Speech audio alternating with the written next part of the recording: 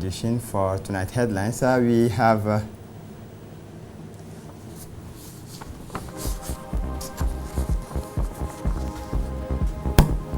the post-disaster damages assessment launch ceremony at the People's Palace. For the international scene, Ebola no more cases who remains cautious in Democratic Republic of Congo. Welcome to our newsroom. Under the leadership of the Speaker of the National Assembly, His Excellency Mohamed Ali Hamed, and in accordance with the rules 12, 21, 52 and 53 of the rules of procedures, the parliamentary institution, the Conference of Speakers, made today's Thursday to the set agenda for the activities of the national representation and the date of the next public sitting. At the conference, the government was represented by the Prime Minister, His Excellency Abdul Qadir Kamil Mohammed. The meeting was also attended by the two Vice Presidents, the Secretary, Kester, the Chairman of Standing Committee, and the General of the Budget and the substances. The deliberation establishing the National Schools of Judicial Studies was transmitted for studies to the Standing Committee on Legislation, General Administration and Human Rights. As for the first public sitting of the first ordinary sessions of the year 2020, it will take place on Monday, 9 March, with the second readings of Act number 75 establishing the Djibouti sovereign fund on the agenda. A ceremony to launch the post-flood damage, loss and needs assessment organized by the Executive Secretary of Risk and Disaster Management in close collaboration with UNDP and the World Bank took place this morning at People's Palace. This ceremony to launch the assessment of damages and losses needs was held under the auspices of the Prime Minister Abdul Qadir Kamil Mohammed in the presence of members of government, representatives of international organizations and the diplomatic corps accredited to Djibouti. In the 3 weeks after the crisis, the Ministry of the Interior requested the expertise of the World Bank and United Nations in order to assess the extent of the damages, losses, and needs to draw up a recovery and rehabilitation plan. The Executive Secretary for Risk and Disaster Management, Mr. Mohamed Ahmed Madar, delivered a speech in which he recalled the recent floods that hit the country last November and caused considerable damage to houses, road infrastructure, sewerage systems, and schools. Afterwards, a presentation was made on the damages and the damage caused by the recent rains and floods. The United Nations Resident Coordinator, Ms. Barbara Manzi, in her intervention, stepped up to the plate to renew support for the government. Listen to this report. At the level of the United Nations, the joint work we did in November enabled us to make available means in collaboration with humanitarian partners and the World Bank, also in the recovery phase. And this close cooperation enabled us to launch a government-backed appeal for $14 million for the floods alone. The response has not been huge, but still, we managed to mobilize $5 million for that. On top of that, $500,000 for drought and almost $3 million for locusts, which means almost $9 million in November alone. Now, this is thanks to the generosity of the donors who are helping us to make it possible for governments really to feel the support of the United Nations. Qui nous aide à donner la possibilité au gouvernement vraiment de sentir l'appui des Nations Unies. For his part, the Minister of Interior, Mumin Ahmed Sheikh, recalled that in the aftermath of the disasters, the most urgent task was to rapidly assess humanitarian needs and provide assistance to those affected. Listen to this report.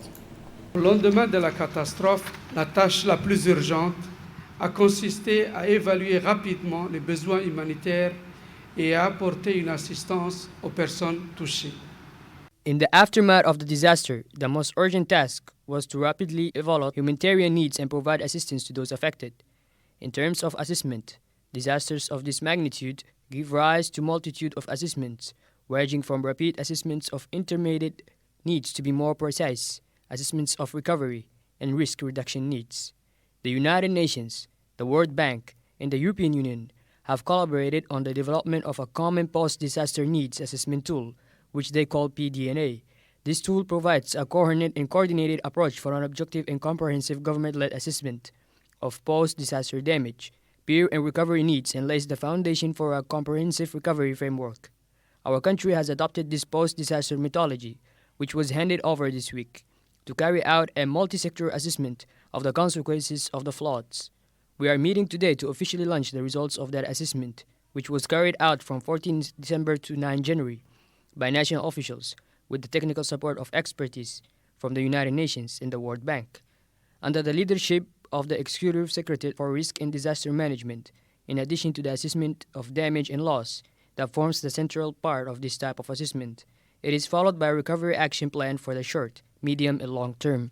Elle est suivie d'un plan d'action de relèvement à court terme, à moyen terme et à long terme. The Prime Minister Abdulkadir Kamil Mohammed delivered a speech in which he reiterated the work that has been done is important for the government and called for the strengthening of the Secretariat for Risk and Disaster Management. Listen to this report. Les effets du changement climatique se font déjà sentir dans notre pays. The effects of climate change are already being felt in our country. Major floods took place a few months ago, and we are seeing a rather unusual color of the sky in the last few days. The danger has not yet been averted. We must therefore learn from this and not let ourselves go once the disaster has passed. This multi-sectoral assessment of the measures to be taken by the government, with the assistance of national and international organizations, to produce a short, medium, and long-term recovery plan for the very serious consequences suffered by the population, particularly the most disadvantaged, must not be repeated. It is therefore essential that all the shortcomings we have noted can be rapidly corrected, particularly with Cyclone Sagar occurred. We have started work. We have done a lot of water pumping. Risk and disaster management must be effectively strengthened. The Ministry of the Interior, with the Executive Secretary in charge of this management, must play a central role. But it is also necessary that all the ministerial departments immediately concerned, such as transport, housing, environment, sanitation, drinking water, social welfare, health, and national education, as well as the budgets and the Ministry of Economy, be involved in this coordination. If we want to make this structure effective within a framework of resilience, ladies and gentlemen, the work that has been done is very important for the government. It is important to also introduce the notion of the very short term in this plan, the notion of urgency, especially since the rains next April are very close, and we think they will come, since these are coastal rains too. In expressing my thanks to all those who have contributed to the drafting of this document, and in particular to the representatives of the cooperation agencies, I would ask them to take immediate action to improve the situation. Je leur demande que des actions immédiates d'amélioration puissent être entreprises. In a second part, Prime Minister explained that the government must learn the lessons after the disasters. Listen to this report. Il me semble primordial de renforcer. It seems to me that it is essential to effectively strengthen the Executive Secretariat for Disaster Management. This must be done immediately, providing all the emergency equipment necessary to ensure an effective response to new natural disasters. This equipment should be stored by the Executive Secretary in a mandate that must be built up very quickly. In this way, in the event of future floods, it will be possible to dispose of what has been stored for this purpose. This provision of donations to other technical departments concerned is again at risk. It should not be impossible to find it quickly if necessary. This is the case after the cyclone. It is therefore by immediately reinforcing the way I have indicated to the Executive Director that it will be possible to respond effectively in the long term to fight against future natural disasters. I also hope that emergency funding can be obtained to respond in the very short term to the improvement of drainage networks in order to avoid deleterious consequences recurring at the same time. Of course, our road service and the populations concerned are regularly involved in the removal of soil waste and the cleaning of sewage networks. As regards the medium and long term, I am sure that together we will succeed in implementing these plans. We have complement cards to prepare the medium and long term files that must be submitted in order to find financing. Qui doivent être soumis en vue de trouver un financement. The military hospital Omar Hassan al-Bashir hosted this morning's ceremony of promotions to the higher rank of young doctors of Djiboutian Armed Forces returning from specialties. These specialties including visceral surgery, ophthalmology, ENT, and anesthesiology. These young specialists, doctors, have trained in friendly countries such as France, Mali, and Morocco, which are privileged partners in trainings in the field of public health. This training is part of the expansion in military hospital in order to offer optimal and quality medical coverage to both the military and the civilian population. This promotion ceremony was presided over by the Chief of the General Staff of the Armed Forces, General Zakaria Sheikh Ibrahim. The ceremony was attended by senior forces officials. Welcomed on his arrival by Colonel Major Ahmed Hassan Boulale, medical officers, the Director of Health Service of the Army. CMGA first greeted the military delegation, then General Zakaria Sheikh Ibrahim, after congratulating them on the excellent results achieved, proceeded to advance them. All the 6 medical specialists were promoted to the rank of captains. The promotion ceremony ended with a breakfast offered by the military command for the young specialists and the traditional family photo.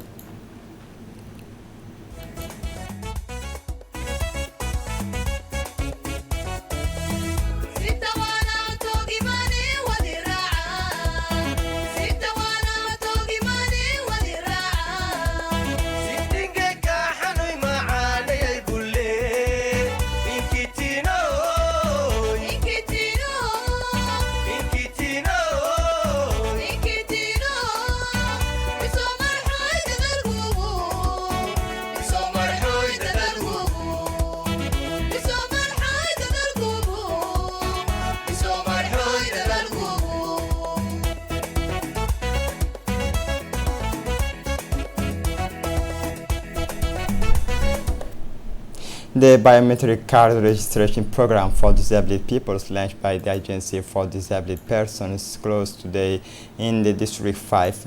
This registration operation began on February 12 in the first district by the Agencies for Disabled People in partnership with the Ministry of Health. The launching ceremony was presided over by the Director General of the Agency for Disabled Persons, Douale Saeed Mahmoud. This registration program will be completed in Djibouti City after having continued through the city's 5 region. Moreover, disabled people came on in mass to register for the programs in the different districts. The biometric registration program will also continue in all the regions of interior. For his part, the Director of the Agency for Disabled Persons indicated that it is a social duty to set up biometric registrations for disabled people. He also recalled that these programs meet the national vision. He also thanked the Asian agency that has helped them in the field of information technology and the Ministry of Health. He also thanked Asia for the help they have received from the Ministry of Health and the Ministry of Information Technology. He stressed that there will be home registrations for disabled people who cannot travel. For the south regions, especially the region of Dakhel, where the measles vaccination campaign was launched yesterday morning, instead on 27 June, a vast measles vaccination campaign that extends over the entire territory of Dakhel region is for children from 6 months to 15 years old and which started in schools. The ceremony to launch the measles vaccination campaign was attended by the administrative authority of the regions, including the prefect of Dakhel, Aden Darar Musa, the president of Regional Council Abdurrahman Yunus Arre, the advisors to the Minister of Health Mr. Hassan Musa, and the chief medical officers of Dakhel Committee Mr. Hamad Ali Rufa. Let us recall that the target figures for this campaign in Dakhel region is 39,623 children. The Embassy of India in Djibouti organized the first celebrations of iTech Day on 26 February at Hotel Acacia, Djibouti. Nearly 60 iTech alumni from various fields participate in the programs, as well as officials from the Ministry of Foreign Affairs and the Ministry of Higher Education of Djibouti. Since its inception in 1964, ITEC has been the flagship programs of the government of India to share its own development experience with the other developing countries. And that the ITEC programs officials from 161 countries in Asia, Africa, Eastern Europe, Latin America, and the Caribbean Pacific small island countries are invited to benefit from India's development experience. Each year, India offers about 12,000 fellowships for about 3,000 short, medium, and long-term training courses in 47 institutions of learning and excellences. And that these programs, the ITEC program, cover a wide range of subjects from traditional areas such as agriculture, small and middle enterprises management, English language to information technology, science, technology, and biotechnology. The conference rooms of the National Technical Centers hosted a press conference given by the senior national team coach, Mr. Julien Met. During this conference, the national team coach presented the list of players who will play against the national team of Mauritius in friendly match on 26 March and 29. Mr. Julien Met said that the new players have joined the teams to strengthen the national selection. He also said that the new list is composed of 18 players who are performing well.